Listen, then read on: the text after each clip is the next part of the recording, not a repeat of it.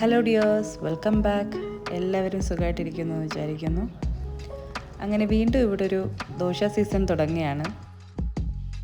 ഞാൻ ഇങ്ങനെ പറയാനൊരു കാരണമുണ്ട്. ഇവിടെ എപ്പോൾ ദോശമാവാക്കിയാലും പിന്നെ അത് തീരുന്നത് വരെ ഇവിടെ ദോശ തന്നെയായിരിക്കും. കറികൾ മാത്രമേ ചേഞ്ച് ആക്കാറുള്ളൂ. അതുകൊണ്ട് ഇതുവരെ ആർക്കും അങ്ങനെ പരാതിയൊന്നുമില്ല. ആൾക്കിന്ന് മോർണിംഗ് ഡ്യൂട്ടി ആയതുകൊണ്ട് തന്നെ ബ്രേക്ക്ഫാസ്റ്റ് ഞാൻ രാവിലെ തന്നെ ഉണ്ടാക്കി കൊടുത്തു വിട്ടു. മൂപ്പർക്ക് ദോശയേക്കാൾ ഇഷ്ടം ഉപ്പുമാവായതുകൊണ്ട് അത് തന്നെ പ്രിപ്പയർ ആക്കി കൊടുത്തു വിട്ടു. ഇനിയിപ്പോൾ എനിക്കും മക്കൾക്കും മാത്രം മതിയല്ലോ ബ്രേക്ക്ഫാസ്റ്റ്. അതിനായി ദോശയും ഒരു സിമ്പിൾ ചട്നിയും ആക്കാമെന്ന് വിചാരിച്ചു.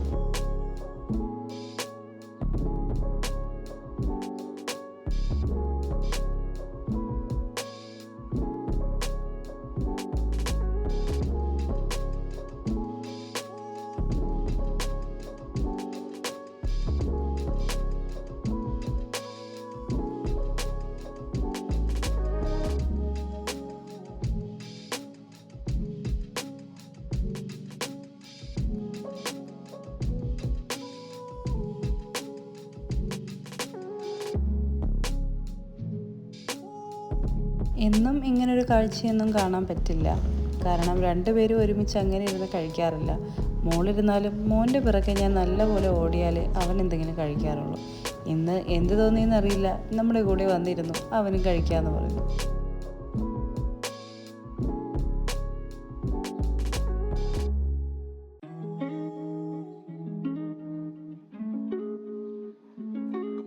കുക്കിംഗ് എത്ര സിമ്പിളാക്കിയാലും പാത്രം കഴുകുന്നത് അത്ര സിമ്പിളാവില്ല.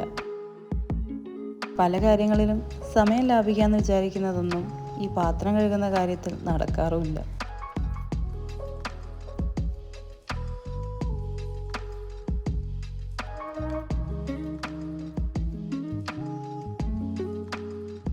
ഇനിയുള്ള മെയിൻ ടാസ്ക് ഇതാണ്.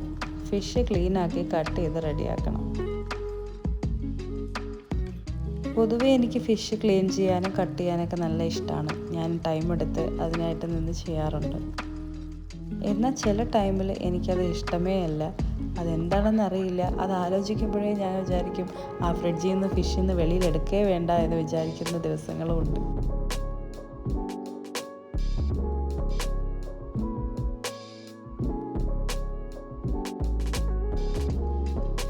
അങ്ങനെ ക്ലീനിങ്ങും കട്ടിങ്ങും ഒക്കെ കഴിഞ്ഞു. ഇനി ഇതിനൊരു കറിയാക്കണം. ഒരു പീസ് ക്യാബേജ് ഫ്രിഡ്ജിൽ താമസം തുടങ്ങിയിട്ട് കുറച്ച് ദിവസമായി. ഇന്നങ്ങനെ ക്യാബേജിൻ്റെ താമസ സ്ഥലം മാറ്റാമെന്ന് വിചാരിച്ചു.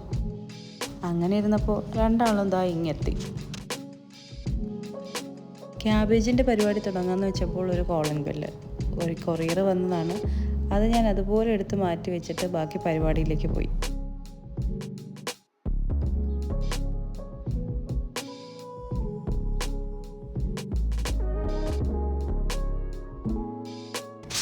ഈ ക്യാബേജ് തോരനിൽ ഒരാൾ കൂടി എക്സ്ട്രാ ഉണ്ട്, ഒരു മെയിൻ ആൾ.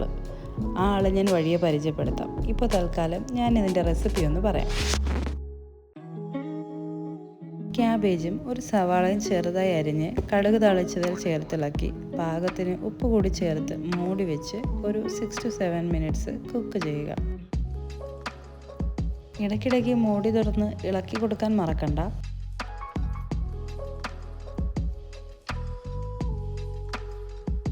ഇവിടെ എപ്പോഴും മീൻ മുളകിട്ടതാണ് വെക്കാറ്. ആൾക്കും എനിക്കും ഒരുപോലെ ഇഷ്ടമാണ് ഈ മീൻ മുളകിട്ടത്. നമ്മൾ കൂടുതലും ഇത് തന്നെയാണ് ഉണ്ടാക്കാറ്.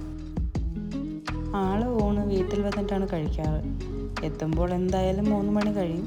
അതിനുള്ളിൽ പെട്ടെന്ന് തന്നെ എനിക്കിതെല്ലാം തയ്യാറാക്കുകയും ചെയ്യണം. എല്ലാ തോരനിലും ചേർക്കുന്ന അരപ്പ് തന്നെയാണ് ഇതിലും. തേങ്ങ, വെളുത്തുള്ളി, പച്ചമുളക്, മഞ്ഞൾപ്പൊടി, ജീരകം ഇവയെല്ലാം ചേർത്ത് നല്ലതുപോലെ അരച്ച് അതിലേക്ക് ആഡ് ചെയ്താൽ മതിയാവും.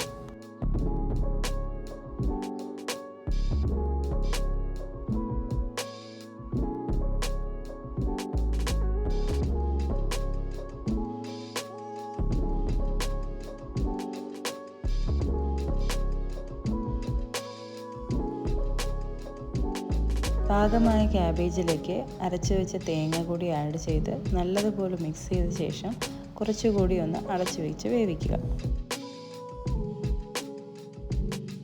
ഇനിയാണ് ഞാൻ നേരത്തെ പറഞ്ഞ മെയിൻ ആളുടെ എൻട്രി. ഒരു മുട്ട കൂടി അതിലേക്ക് ആഡ് ചെയ്ത് നല്ലതുപോലെ മിക്സ് ചെയ്തെടുത്താൽ ക്യാബേജ് തോരൻ്റെ നല്ലൊരു ടേസ്റ്റ് കിട്ടും.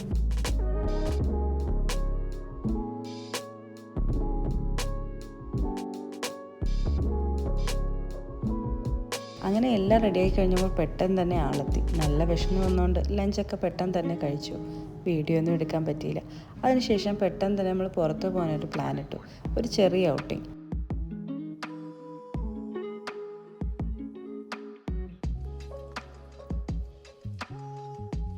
ഇപ്പോഴത്തെ ഈ ക്ലൈമറ്റിൻ്റെ പ്രത്യേകതയാണ് ഈ പെട്ടെന്നുള്ള ഔട്ടിങ് പ്ലാനൊക്കെ വരുന്നത്.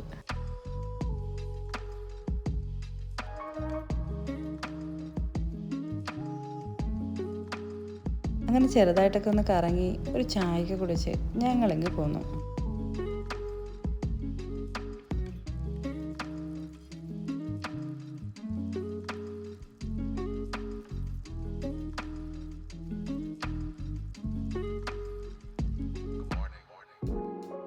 ഞാൻ നേരത്തെ പറഞ്ഞതുപോലെ തന്നെ ദോശ സീസണിൽ രാത്രി ദോശ തന്നെയായിരുന്നു. അതുകൊണ്ട് പിന്നെ അതിൻ്റെ വീഡിയോ ഒന്നും ആഡ് ആക്കിയിട്ടില്ല. ഡിന്നറൊക്കെ കഴിഞ്ഞ് ഒരു ഷേക്ക് കൂടെ ആക്കി ഇന്നത്തെ കിച്ചൺ പരിപാടികൾ തൽക്കാലം ഞാൻ അവസാനിപ്പിച്ചിരിക്കുന്നു.